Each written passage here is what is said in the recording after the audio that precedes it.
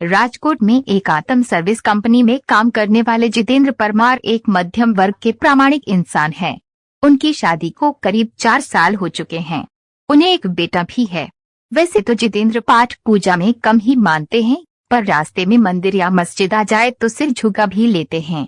जितेंद्र की नौकरी का समय तो दिन में 8.5 घंटे होता है, पर आत्म मशीन का फॉल्ट आने पर उन्हें रात के किसी भी वक्त सर्विस देने जाना पड़ता है। अपने इसी काम के चलते वो एक रात अपनी बाइक पर जा रहे थे।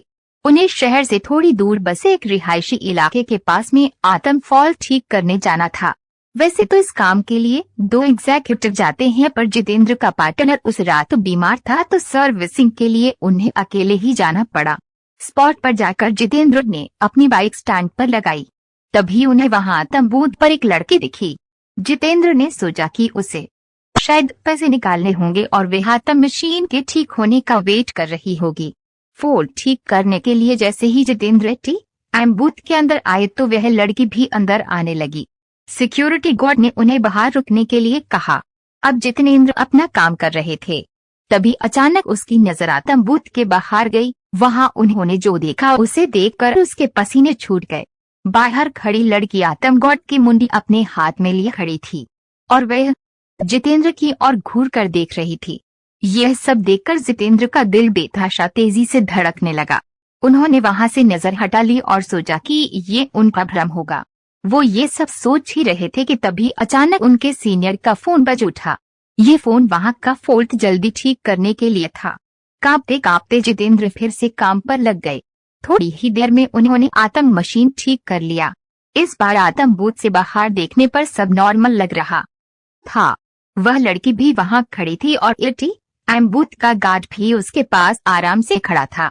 जितेंद्र ने सोचा कि पहले जो भी देखा था वह सब उसका भ्रम होगा। वह काम निपटा कर सीधा अपनी बाइक की ओर दौड़ गया। जाने से पहले उसने एक बार फिर आत्म बूथ पर नजर डाली, तब एक बार फिर से उसका दिल दहल गया। एक बार फिर बाहर खड़ी लड़की आत्म गार्ड की मुंडी अपने हाथ में लिए खड़ी थी। इस भयानक नजारे को देखकर जितेंद्र बुरी तरह डर गए और जल्दी से वहां से भाग निकले।